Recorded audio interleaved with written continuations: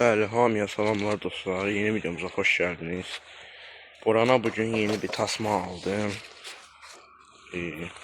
Gördüğünüz gibi yaşıl bir tasmadır. Çok qəşəngdir. Yanım bir dəqiqə göstərim. Baxın, belə bir tasmadır. Diyan Boran. Diyan Boran. Gördüğünüz gibi belə bir tasmadır. İndi Boran bəy açaq. Yanım bir dəqiqə. Boran bəy açaq.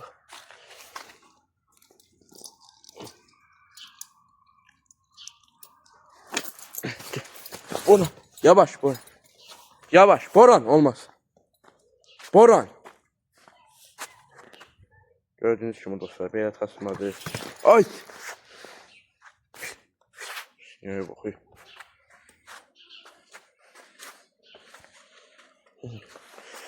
Qiyməti 4 manat 50 qəpiyyədir. Yəni 4 manat 50 qəpiyyə çox möhkəm tasmadır.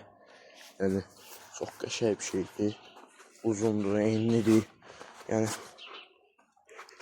bundan yaxşı bir iğnəli tasma demək olar. O iğnəli tikanlı tasma deyirlər onda. Boran, bəs tay! Dostlar, tasma daha sərfəlidir. Çünki zincir, məsələn, Boran büyünə kimi, dönənə kimi bununla bağlıydı. Dostlar, açıb bağlamaq yəni çox çətin olurdu.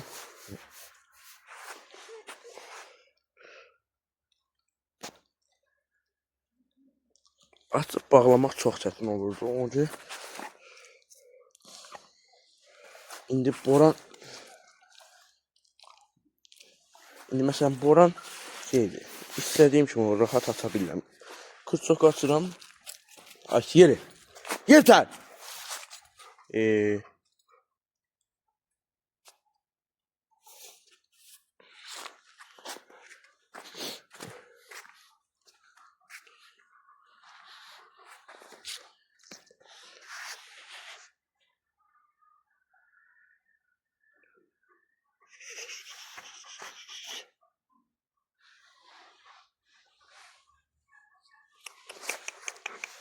Bəs Boran, bəs tay.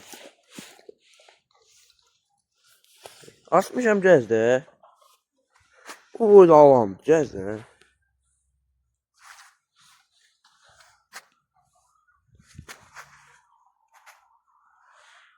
Ama zincirin qısaltmalıyam. Çox uzundur.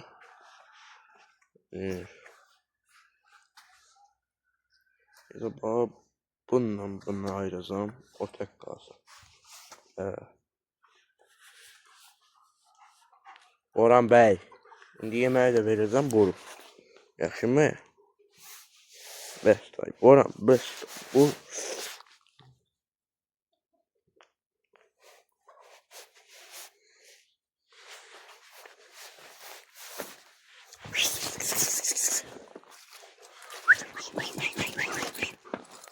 Oyu diyor, oyu. İnansan inek diye bir inek. İnek.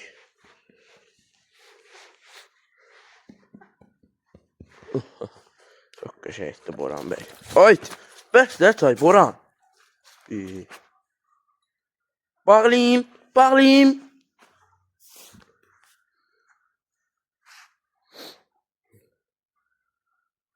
Gel. Boru bəy, gel. Boru.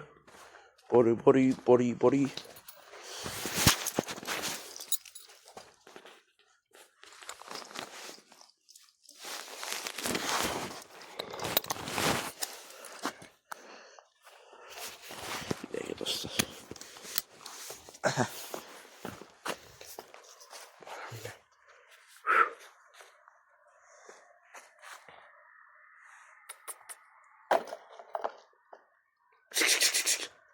Ares həyətə girmişdi yine dostlar. Az qalsın Boran tuturdu da Ares'i.